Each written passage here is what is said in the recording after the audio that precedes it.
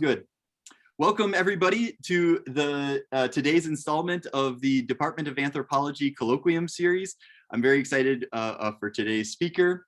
But first, let me say that founded in 1889, the University of New Mexico sits on the traditional homelands of the Pueblo of Sandia, the original peoples of New Mexico, Pueblo, Navajo, and Apache, since time immemorial, have deep connections to the land and have made significant contributions to the broader community statewide. We honor the land itself and those who remain stewards of this land throughout the generations, and also acknowledge our committed relationships to Indigenous peoples. We gratefully recognize our history. So today's speaker is Professor Tom Kraft from the University of Utah. Tom is an anthropologist and ecologist. He received his undergraduate degree from Cornell University and his PhD from Dartmouth College. He conducted his dissertation research in peninsular Malaysia, working on the socioecology of Batek hunter-gatherers.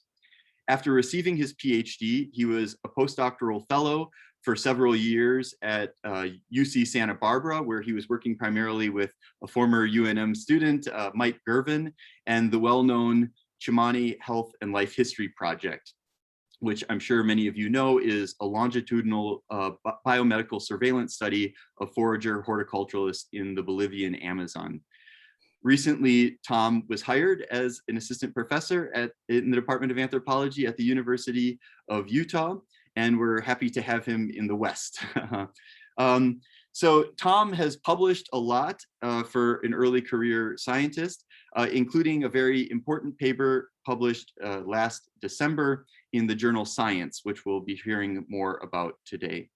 So thank you, Tom, for being here. I'm very excited for your talk. And let me ask that everybody turns off their cameras during the talk and turn off their microphones. We'll be, if you have any questions, you're welcome to put them in the chat during the talk, just so you don't forget them. But we'll address all the questions at the end of the talk. And during the question and answer, you can just ask your questions yourself by turning on your camera and asking Tom. As Tom said, he does have to take off to a dissertation defense at 3 o'clock. So we'll be ending by 3 o'clock sharp. Okay, thank you. Take it away, Tom. Okay, well, thank you, Ian, for the introduction. It's a real pleasure and honor to speak to such a sort of well-known department in anthropology. I wish I could be there in person to meet you all in person, but alas, these are the times. So anyways, as Ian said, for those of you who don't know me, my name is Tom Kraft. I'm an evolutionary ecologist, broadly interested in the interactions between culture and the environment and how those interactions shape behavior and health. And so just to give you a little bit idea of what I do, I'm interested in sort of a range of questions that interface with human behavior, evolution, and health. And those include the evolution of the unusual life history that we humans have, which is something that I'm going to be talking about today, how humans acquire food energy and what types of food we eat and our reasons for eating those foods, as well as the social determinants of behavior, diet, and health. And then finally, how it is that these things, which all sort of touch on this concept of energy and life history, how they end up generating the diseases that we deal with today as contemporary societies.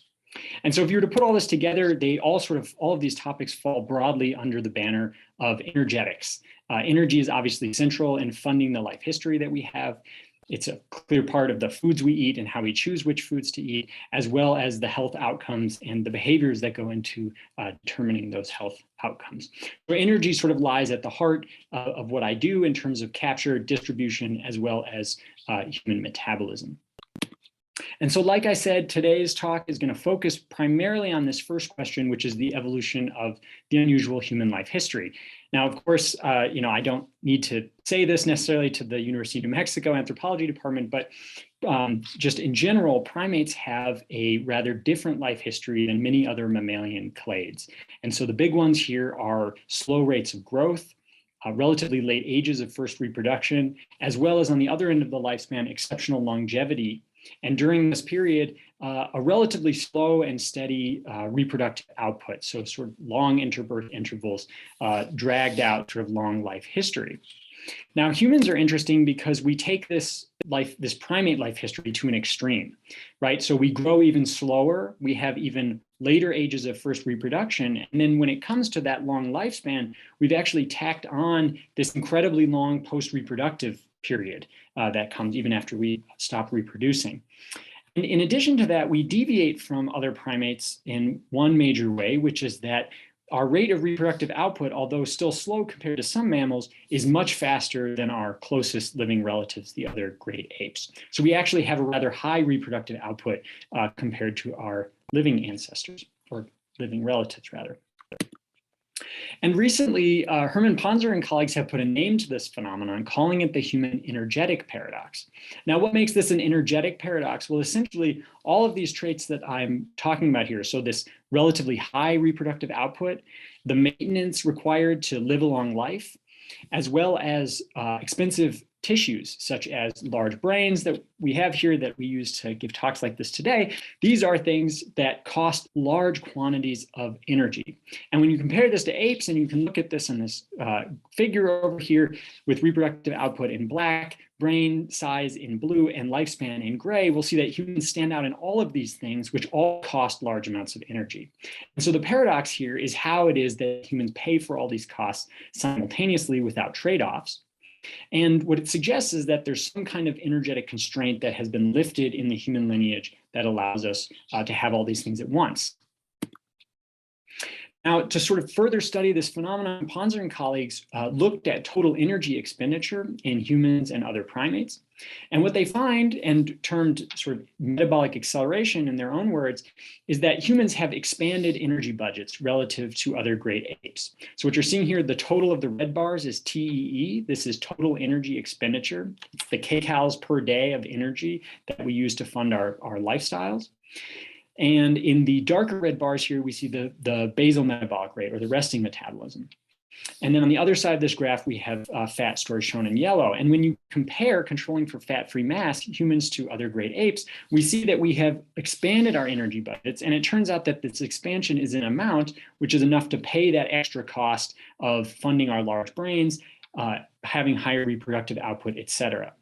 But in addition, and this goes into sort of the human energetic paradox, while also funding this really large total energy expenditure, humans also have relatively large amounts of body fat compared to other primates. So we have a greater proclivity to deposit adipose tissue, as you can see in yellow.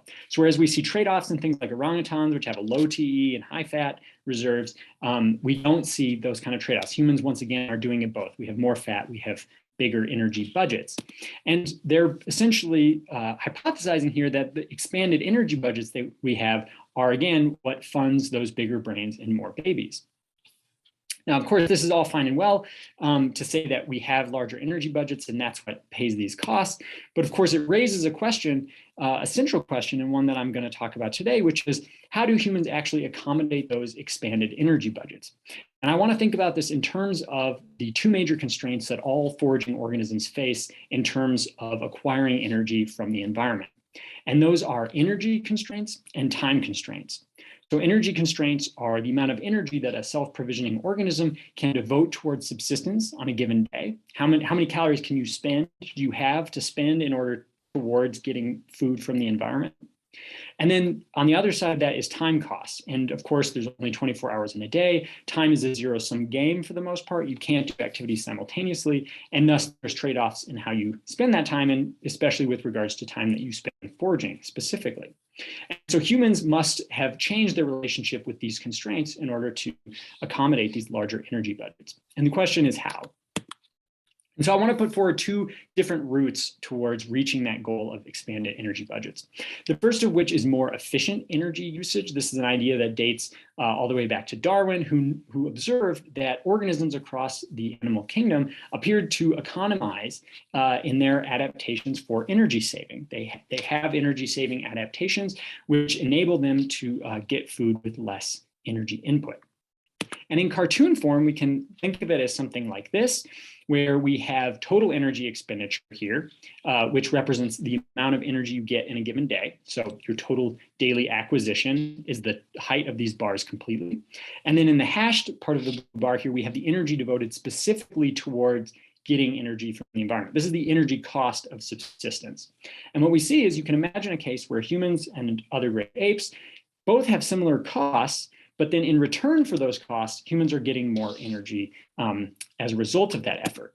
And so efficiency, as defined sort of properly, this is a term that has been misused in the anthropological literature. But if we take foraging theory as our baseline here, efficiency is really this ratio of energy obtained to energy spent. How many calories do you get per calories spent on foraging? And there's plenty of reasons to believe that humans would be more efficient. This has been a predominant theme in the human evolution literature. The notion that by essentially having more economical or more efficient locomotion, that we can open up energy, expand the energy budget that we can then devote to something else. So you've reduced the cost of subsistence, and you can then put that energy towards funding something like a large brain. And this is bolstered by evidence that with regards to our greatest energy cost, essentially for most primates, which is locomotion, human walking, bipedal upright striding walking is about 75% more efficient compared to chimpanzee locomotion, be it bipedal or quadrupedal, measured from laboratory experiments. And again, the cost of transport here, what you're seeing on that graph, is the amount of energy that it takes to move a kilogram of body mass 1 meter. And so humans are able to move their own bodies much more efficiently through the environment compared to other primates. And of course, this is accompanied by numerous adaptations, particularly in the lower limb and the foot, that relate to more economical locomotion. They include things like the arch of the foot, short toes, and elongated Achilles tendon, as well as just very long legs. Again, that upright bipedal biomechanical locomotion. And then finally, of course, humans also employ tools and cooperation in the quest for getting food. So you can imagine that digging a hole with your hands versus using a digging stick is going to reduce the amount of energy that you have to put towards that task. And so part of the assumption in this literature is that by virtue of tool use and hyper cooperation, humans are able to spend less energy per unit energy obtained. Okay, and what's the alternative here? So the second route towards getting more energy that I want to focus on today is one in which perhaps humans are not more efficient at all in the terms of that ratio we just talked about, but rather achieve higher net returns and do so by getting more energy per unit time. So once again, in cartoon form, we can see this example where we have the total energy acquired on a daily basis, and the energy cost for a human compared to another great ape is actually relatively high. So there's a high energy input. But the net, which is the difference between the solid and the hashed parts of those bars, the net is actually still higher for humans despite having a worse efficiency ratio. And really the route to get to this is through more efficient use of time. And so the quantity here relevant from foraging theory is that of return rate, or the net return rate if we net out those subsistence costs, which is the ratio of energy obtained to the time spent doing it. So once again, these are two routes that require different ways of getting to sort of the same thing. And there's reason as well to believe that humans may have higher return rates compared to our close living relatives. So for one thing, human foraging involves incredibly large day ranges. So we may be more efficient at moving, but we do so over much longer distances in order to get the food resources that we rely on. And in doing so, we also, once we get to those resources, we often engage in very intense or energy intensive activities, including things like digging tubers, as well as the processing that goes into some of these extractive foods that we get from the environment. So the example here being 𝗔İ𝗁𝗵𝗿cie𝗽𝗆 pounding rice to get the hulls off. These can be some of the most energetically costly activities that people engage in.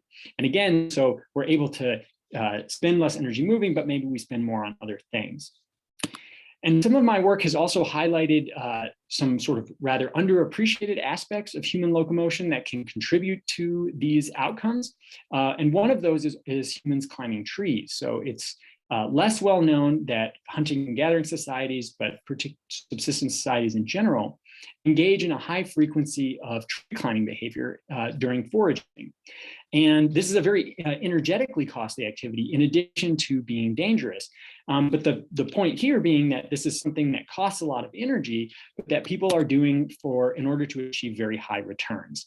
And the example of that, and the reason why most people climb trees in hunting and gathering societies, is in pursuit of this one resource here, which we all love, which is honey. And again, it's dangerous, it's energetically costly, but at the end of the day, we're getting very high caloric returns from those activities. And this is something we see pretty much across the world. And again, this is something that people in this department will be very familiar with, but anyone who's worked in the optimal foraging realm will know that the currency of energy captured per unit time has typically been found to be maximized across a wide diversity of studies looking at human foraging, going all the way back to work with the 𝗖ecie, and looking at dietary breadth, being able to predict what animals will fall in or out of the 𝗖ecie diet. And so similarly, the example I'm showing here, again from my own work, looking at when Batek foragers in Peninsular Malaysia choose to move their camps during the year. So again, they're moving nomadically throughout the rainforest. And as it turns out, we can very accurately predict when people will move camp based on the depleting return rates that those people are experiencing in terms of energy gain per unit time. And so this is sort of classical marginal value theorem showing that humans are maximizing return rates in this case. And then finally, all the same things that I said about cooperation and tool use apply equally to return rates as they do energetic efficiency, which is to say you might be able to save energy by using tools, but by using cognitive sophistication and complex tools, we can also reduce the time that it gets. Again, just imagine digging that tuber with your hands versus using a digging stick. It's going to take you a lot longer to do that with your hands than it would with a tool. And so there's plenty of reasons at the end of the day to believe that humans in fact may be altering this second route, which is per unit time, lifting sort of the time constraints associated with foraging rather than the energy constraints. Now, I want to point out that within the sort of broad overview of these two routes to more daily energy, these are not mutually exclusive. You can imagine moving those bars in a way such that humans both have higher efficiency as well as higher return rates. And this phenomenon is something that has been investigated in the animal ecology literature, where studies show that both of these currencies can be maximized under different situations, depending on the constraints that are most salient to an organism in the local ecology. But they're not necessarily mutually exclusive, and it is possible that humans could do better in both of these things. Now, if we want to understand how it is that humans specifically deviate in terms of these quantities, we're really talking about two major transitions in the history of the human relationship with energy. The first of those is the transition to hunting and gathering somewhere around 2.5 million years ago, which roughly corresponds with the transition or the expansion of costly traits around that time, especially the human encephalization. And then the second major shift in the human relationship with energy occurs much later, much more recently, with the shift towards domestication of plants and animals somewhere around 12,000 years ago. And even though it's a little bit obvious, it's worth, I think, rethinking or just recapping what some of the differences are that really fundamentally make up the uniqueness of these human foraging strategies. And so this is just a short list here, but we have all these traits such as cooperative foraging, storage of foods, food sharing, widespread food sharing, complex tool use, the processing, both thermal as well as manual of foods, as well as things like division of labor and central place foraging. And then, of course, as you shift towards a farming ecology, we throw in that addition of domesticated plant and animals and all of the things that come along with that. So it's not unreasonable to assume that these transitions in human foraging strategies, or rather subsistence strategies, are what drive that change in the human relationship with energy that would lift these energetic constraints to lead to the human energetic paradox. And so what I'm proposing and what I'm going to talk about today in this study of ours, which was recently published, is that in order to get at this question, fundamentally, we need to do something simple but very difficult, which is compare the energetic costs as well as benefits of foraging, in not only other great apes as a outgroup comparison, but also contemporary hunter-gatherers as well as horticulturalists. So representing these three sort of major types of foraging strategies. And for humans today, I'm going to focus on two particular populations. So on the left here, we have the 𝗔𝗵𝗍𝗵𝗿 of Bolivia. So as Ian mentioned, I was working as a postdoc when I started this project with 𝗦𝗲𝗿𝗀 and the 𝗔𝗵𝗍𝗵𝗿 Health and Life History Project. This is a group of Amazonian lowland horticulturalists. So they practice slash and burn agriculture. The majority of their calories come from four staple crops, primarily manioc, plantain, rice, and corn. And they live in relatively small villages scattered throughout this sort of riverine lowland habitat. You probably read about this study, but what makes them such a good population to do this study in is that there's about 20 years of longitudinal data collected on these things that I'm going to talk about. And then on the right here, we have the 𝗤𝗄𝗄 of Tanzania. Again, you're probably all familiar with this group, but for those who aren't, this is a savanna woodland population in East Africa in Tanzania. They are hunter-gatherers, so they're not farming, and they're relying primarily on hunted game, honey, tubers, and things like that extracted from the environment. And this part of the project, the data collected for this side was done by Brian Wood and 𝗭𝗍 𝗵𝗏𝗍, as well as Herman Ponzer and Dave Raiklin, who did some of the energetic work. And so with the lens of these two very well studied, anthropologically well-studied populations, we're going to investigate exactly what I've talked about in the intro, which is three major things. So first, time allocation, so time devoted to these different tasks. The second thing being the energy associated with the time that goes towards those different tasks. So how much energy is used specific to those food-getting behaviors. And finally, how much food do we as humans reap in return for those time and energy costs that we put in? What do we actually get back in terms of calories that we can feed ourselves and our families?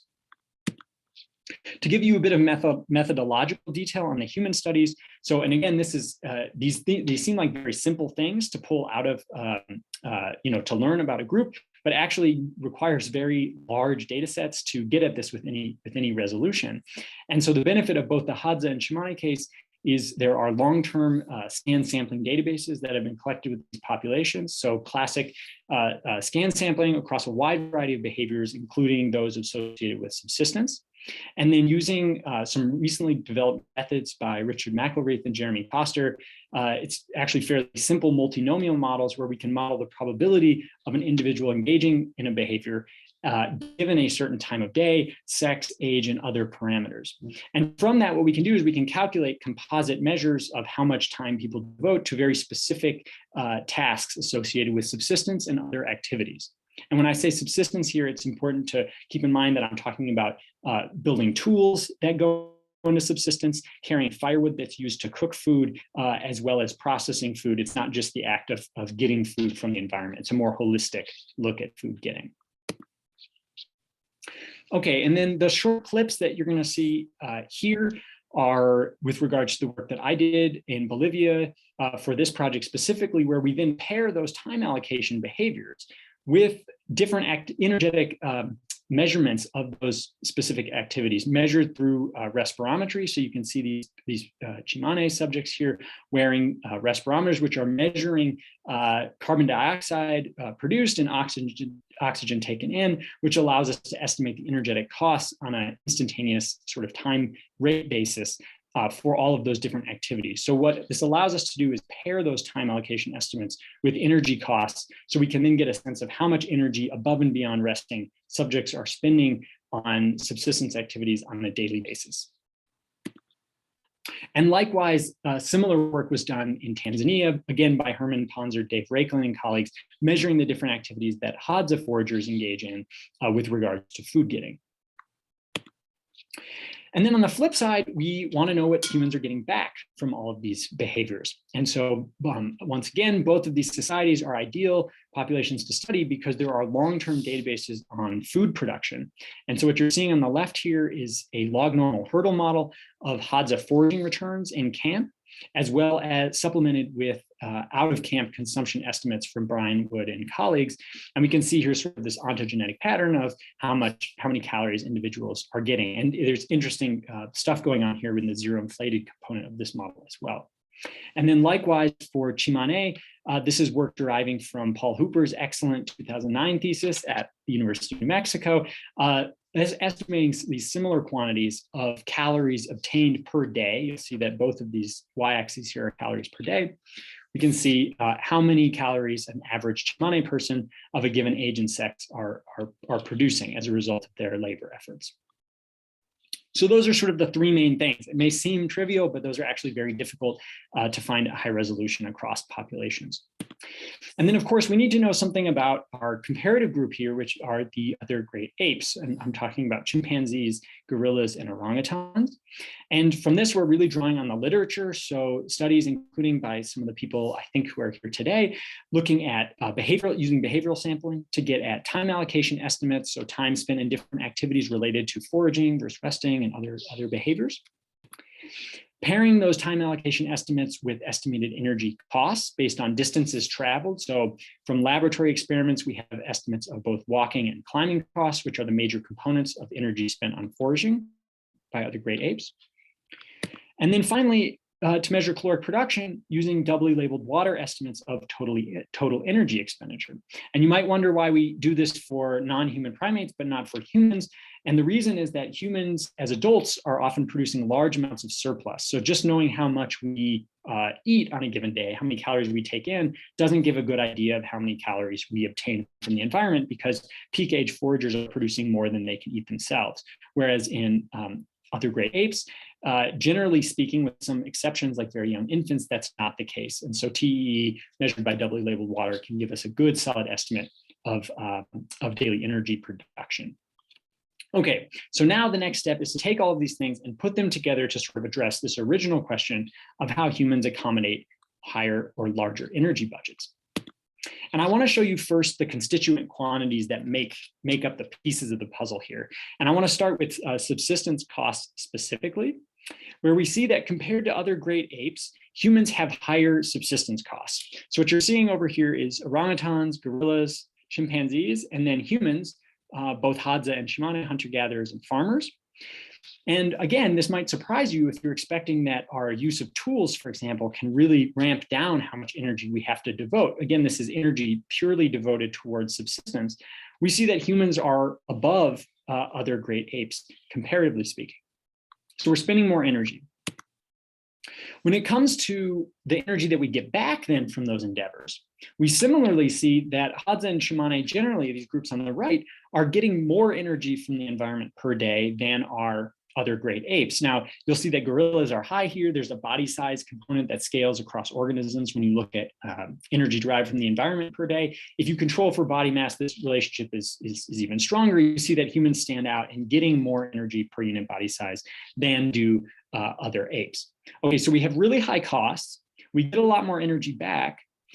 And in that process, it turns out we actually spend a lot less time doing it. So other great apes, think of something like a chimpanzee, on average spend about 8 hours or more a day on foraging. And this has to do with the fact that they don't cook their food or process their food. So they spend inordinate amounts of time stuffing their faces and simply feeding and digesting. Whereas humans, we see those numbers are relatively low comparatively, especially in the case of 𝗔𝗵𝗍𝗍 over here. The time that gets devoted to subsistence activities as well as eating specifically in these groups is reduced. So those are the pieces of the puzzle. But what if we combine them now to get at sort of the original way I've set this up, which is these key currencies from foraging theory that are really the ones that we think that natural selection generally acts upon directly. And those are, just as a reminder, efficiency, ratio of energy gained to energy spent, as well as the net return rate, which again is the production where you net out the energy costs of subsistence and divide that by the time spent. So what do we find? Starting with efficiency, and as you see, if you go farther to the right here, we have greater efficiency, which means you get more calories per each calorie you spend towards foraging. So these all have to be positive values, of course, or else you'd be dead. And immediately what you'll see is that compared to other great apes, so shown in these bars down here, we see that humans up here are nothing extraordinary. And in terms of the 𝗪𝗪 are actually quite low compared to other great apes. Essentially, the efficiencies are similar or lower across great apes, humans, and farming hunter-gatherers and farming human populations. So we're not particularly efficient compared to these other species. Now, on the flip side, we have return rates. Again, these are energy values obtained per unit time. And again, as you might expect from what I showed you before with the sort of substituent pieces of this puzzle, humans are getting more energy and they're doing it in less time. And so it's no surprise that when you put this together into net return rates, that humans have much higher return rates than do the other great apes studied here. And so once again, we see apes can be pretty low in this value, chimps coming in around 200 kcal per hour based on their foraging efforts, whereas humans, hunter-gatherers here are a step above that. And then we see sort of another grade shift here with farming in the 𝗔𝗵𝐵𝗶𝗀𝗺 case with really high returns per unit time. So on average between males and females, something like 12 or 1300 kcal per hour, which is a lot. You can get a lot of energy. You can feed a lot of people with those kind of return rates. And just to sort of hammer this home, we can further contextualize the low efficiency of human foraging, which, by the way, is, if you compare to other mammals, for example, small mammals, humans are really quite bad compared to the efficiencies we see across the animal kingdom. If we break that down further, we see that the low efficiency of human foraging is really resulting from a couple of things. One of which, as I mentioned before, these large day ranges that go into subsistence activities. So in brown here, you're seeing the energy costs that 𝗪𝗪 across different ages are using, put that energy put towards walking. So this is just to move yourself about the environment, to do your daily foraging. We see that those costs can be extraordinarily high in humans. And likewise, in addition to those long day ranges, humans are also engaging in these really intensive activities. So those include some farming activities for 𝗔𝗵𝐵𝗶𝗀𝗺, such as clearing fields, chopping trees, food processing, etc. And then for 𝗪𝗪, you might notice these blue bars here, which is digging. So for a 𝗪𝗪 woman, for example, a huge amount of energy is going towards this sort of intensive extractive activity to get what is ultimately a very high energy resource. So this fits nicely into other work that has been done, hypothesizing that these extractive foraging behaviors are key to sort of the human evolutionary life history. And of course, these things also vary across age. There's a strong developmental ontogeny to this. This is not something, I wish I had more time to talk about this today, but suffice it to say that these energy currencies vary widely across age and in ways that are actually quite interesting. So for example, whereas 𝗪𝗪 shown in panels A and C, we have a much more sort of peaked age at which it's sort of narrow peak at which people are getting the most in return for their foraging efforts. In 𝗔𝗵𝐵𝗶𝗀𝗺, we see that peak is expanded over time with people obtaining very high return rates into exceptionally old ages, which makes them very useful at those ages from a society standpoint. Okay, now, having presented this several times at this sort of stage in this work, there was a lot of feedback with people saying, okay, well, that's a great story. You've measured N of 1 hunter-gatherer populations, N of 1 farming populations, but why should we believe that any of these results are representative of human subsistence more broadly around the world?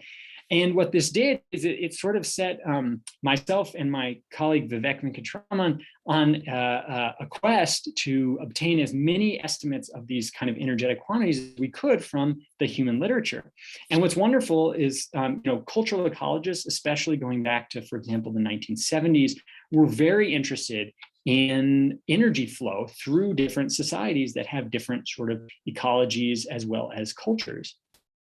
And from that work, there's really just a wonderful corpus of studies trying to estimate these things: energy obtained per day, energy costs that go into obtaining it, how much time do people spend on those costs. And I just put some of my favorite titles up here from that work.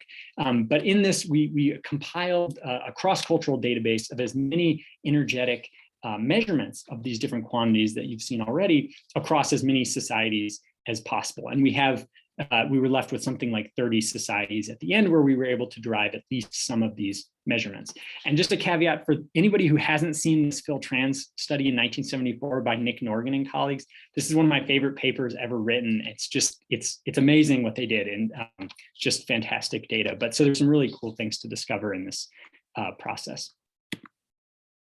So to jump right into it, I'm not going to sort of dwell on it, but the result from this cross-cultural database, when we put them all together and compare them, they strongly corroborate the results that I've shown you already so far for 𝗔𝗵𝗵𝗿 and 𝗪𝗪𝗪. So with regards to, so what I'm showing you here is females in gray. Each point represents a population. Males are in blue, and orange are societies where males and females were compiled into one, so it's a combined sexes. And what we see is that going from great apes to hunter-gatherers, we see higher production amplitude in hunter-gatherers. We see even higher production amplitude in horticulturalists. And then likewise, once again, great apes spending a lot of time on subsistence, whereas humans from both hunter-gatherer and horticultural societies spend much less time on subsistence. And then putting that together into return rates, once again, we see these grade shifts from gray apes here going up in hunting and gathering societies and up again in horticultural societies. And I want to emphasize here that in addition to sort of these broad differences between foragers and farmers, there's a huge amount of variation in all of these quantities. And to me, what that suggests, and I think this goes along well with what, for example, Doug Kennett and Bruce Winterhalter have written about in their relatively recent book, is this notion that it's not really that farming is always better in terms of return rate compared to hunting and gathering, but rather these things can overlap and shift relative to one another based on resource depletion and the local ecology, or changes in the local ecology. And so essentially, I would expect that you do in fact have other factors determining whether people are flexibly moving between these subsistence regimes in response to the foraging quantities that we're measuring here today, rather than this being really about a stepwise kind of process. Rather, it's about what you can get from the environment you live in at a given time. Okay, so if we put all of these things together, just to sort of recap, we find that other apes, so other great apes, chimpanzees, gorillas, orangutans, hunter-gatherers, and horticulturalists are all fairly similar when it comes to those efficiency ratios, which is to, and put another way, is to say per calorie spent, we don't really get much more back than a chimpanzee does. On the other hand, however, humans are getting a lot more energy per unit time spent on foraging. And that's resulting in these higher net return rates compared to other great apes, which we see for both foragers and farmers. Further, farmers compared to foragers have both higher return rates as well as greater daily energy acquisition. So they're getting more per day and they're getting more per unit time or hour within those days. And one thing which I didn't talk about here is that they're doing that in a context in which females are paying lower metabolic costs. They're spending less energy per day, quite a bit less energy per day than men are. And again, that has to do with who's doing the work, what types of work are being divided between the sexes. But of course, that's one implication of that is women can then devote that extra energy that they're saving towards reproduction.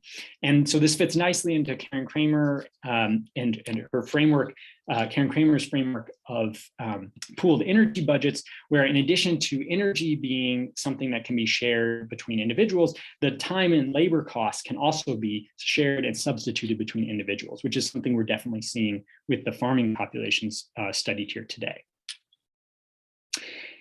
And then when we go back to sort of the original hypotheses that I had brought up, some of the implications of this are that those who have hypothesized that efficient locomotion and tool use allow us to open up or expand energy in our budgets, which then through trade-offs we can devote to bigger brains. This suggests that that's not what's going on here. Rather, humans are taking that extra energy that we're saving through efficient locomotion, through use of tools, through cooperation, et cetera. And what we're doing is we're investing that energy. We're further investing that energy to ramp up into a sort of a high cost, high throughput strategy that produces more energy on a daily basis and leaves us with a larger net gain at the end of the day. And I put the word risky up here. And again, this is a result I'm not showing you today, but these higher subsistence costs that humans are taking on during the course of foraging or farming or really just subsistence in general, make up a much greater, a substantially greater proportion of our total energy expenditure per day compared to other apes. So in that sense, when faced with shortfalls, humans are in a bad position because we are expending a lot of energy per day in order to keep ourselves alive. And we're banking on the fact that our brains and our intelligence and our fat stores are going to buffer us through those high costs and allow us to continue to get enough food to survive. But of course, we're able to do this. This buffering is also aided by the fact that we humans are able to share foods and rely on each other for help. And then the final thing I want to say here is that some of the broader implications of this work are that humans spend a much lower percentage of their time foraging. And so what that does is it allows us to spend more time in camp, and thus it gives us a higher number of opportunities for example, cultural transmission, cultural interaction, learning, and other pursuits that we think of as being sort of unique to the human experience. And it's possible someone here will have a background in business and will recognize this as the classic quality triangle. This is something my parents impressed on me when I was young, which is that if you want to do any particular job, you can do it well, you can do it cheap, and you can do it fast. And of those categories, you really get to pick two, but you can't pick all three. That doesn't exist. And humans really exemplify this well when it comes to foraging, in that we get very high quality extracted foods from the environment that other organisms can't access. And we do it very quickly, resulting in higher return rates, but we don't do it cheaply. And in fact, we've actually expanded the energy that we devote towards subsistence compared to our closest relatives. And that's what allows us to fund this strategy. So once again, there's inherent trade-offs in competition in biological systems that lie at the heart of this. And there's one really interesting parallel from this work that I want to just touch on, and that is the example of 𝗔𝘁𝗵𝗿𝐺𝐸 paradox from the economics literature. So simply put, this paradox states that as you gain efficiency, you increase consumption. So a classic example of this is you live in Albuquerque, you go out and you buy a Toyota Prius, and as a result of having that car, which gets better gas mileage, you end up driving a lot more miles. And at the end of the day, you actually expend more energy than you would otherwise. And this is really analogous to something like human locomotion, where we spend less to move a given distance. But given those savings, we actually just take that energy saved and we further invest it in what we can extract from the environment. And when you start breaking this down historically and looking at changes in the cost, the return on investment of human labor over time, we'll see that the whole human evolutionary saga is really one big example of 𝗔𝘁𝗵𝗿𝐺𝑒𝑚's paradox, increasingly harnessing energy from the environment so that we can reduce the amount of energy we personally spend physiologically, and then investing that to get more energy from the environment rather than using it to ramp down how much energy we need to spend on future activities. And of course, that has a lot of implications beyond just the evolution of the human life history, including things like human health. And so just some examples here of recent changes in 𝗔𝘁𝗵𝗿𝐺𝑒𝑚 anthropometrics based on my own work, where we are seeing increasing rates of things like obesity and overweight, as well as increasing BMIs associated with labor-saving technologies and reductions in physical activity that are required to get as many calories from the world around you.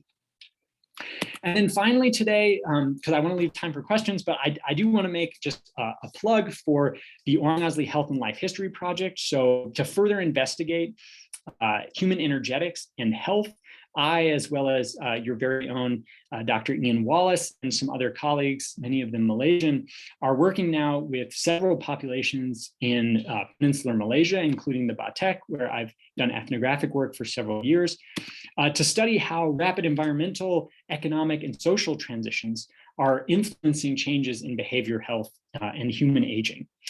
And many of these things, I think, are the future of these studies to see where a lot of these things are going, will lie in understanding populations that are undergoing rapid transitions, where we can really see real time how people make the kinds of energetic shifts that we're positing more broadly characterize human evolution. And my most shameless plug for this is that I have space for one fully funded graduate student to work with the 𝗤𝗏𝗄𝐺 Health and Life History Project. So if you have students who are interested in behavioral ecology, energetics, and health, and would be interested, please, by all means, send them my way, because I'm really excited to continue making progress on this work. So with that, I'm glad to finish a few minutes early. I just want to thank, well, the many collaborators who worked on this project, as well as, of course, all of the 𝗔𝘁𝗵𝗿 and 𝗏𝗄𝐻 who tolerated us measuring energetic costs, time allocation, et cetera, for this work. So thank you very much.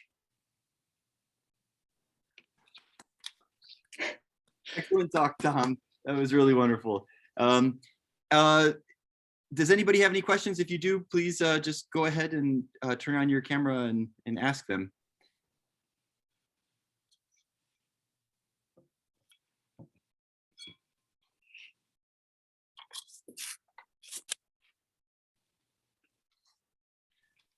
Well, when there are no questions, it's usually a sign of a very well put together and clear argument. So,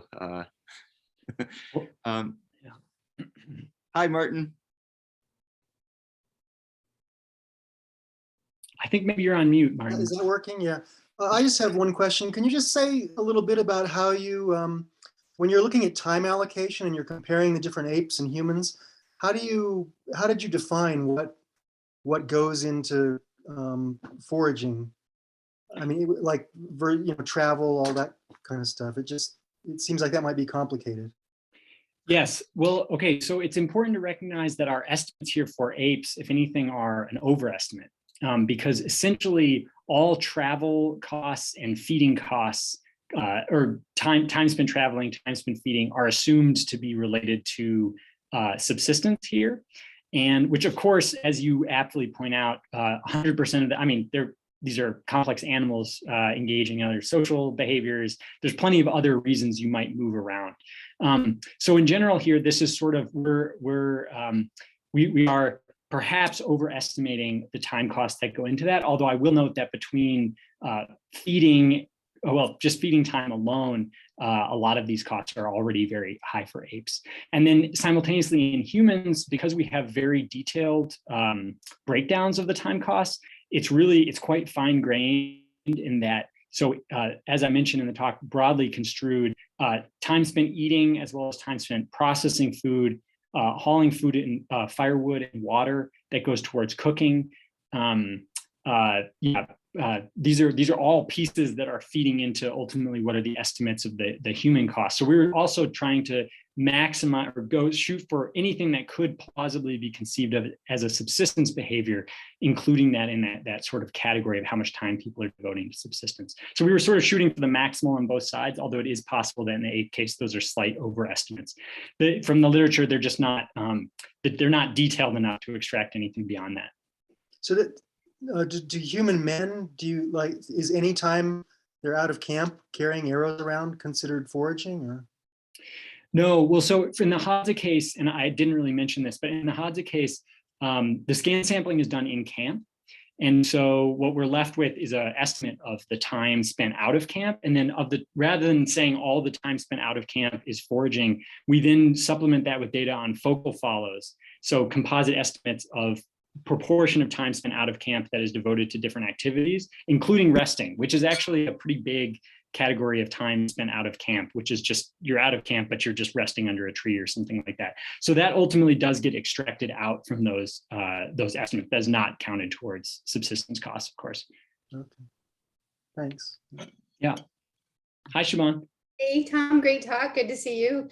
I'm wondering whether this looks any different if you incorporate the variances in individual sorts of costs and return rates and what that looks like in terms of efficiencies. Because when you're sort of pooling everything together and making an argument about an entire species, but each individual, especially if we're thinking about how hunting works to sort of minimize risk and things like that, to level it out in a group, right? That each of these individuals might have a profile that ends up looking really different from the aggregate picture that's being painted. Like, how does that affect your results here?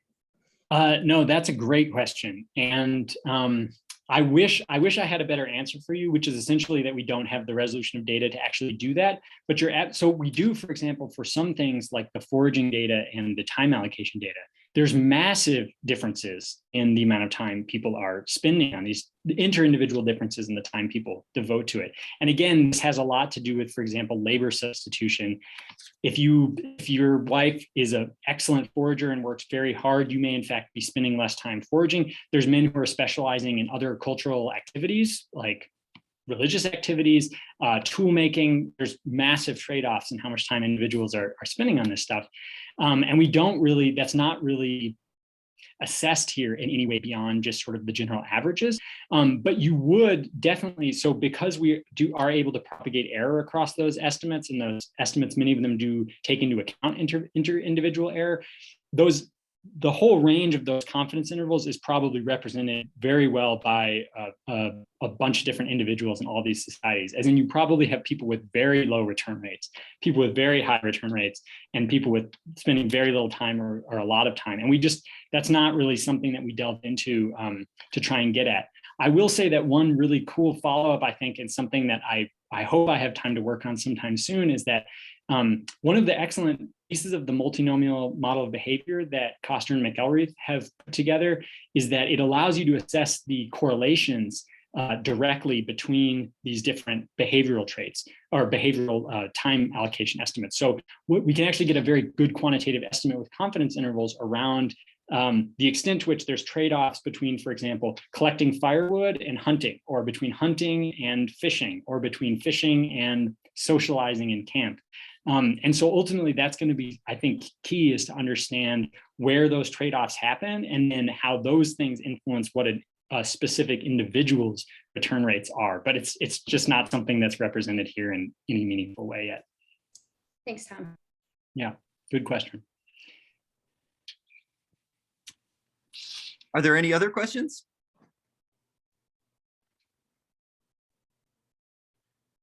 Well, in that case, we'll let Tom get off to his dissertation defense and thank him once again. So thank you very much, Tom. That was a fantastic talk, and yeah, and for everyone else, we do not have a colloquium talk next Friday, but we will the Friday after that. So see you then. Thanks again, Tom. Thank you, everyone. Hope to meet you all in person someday.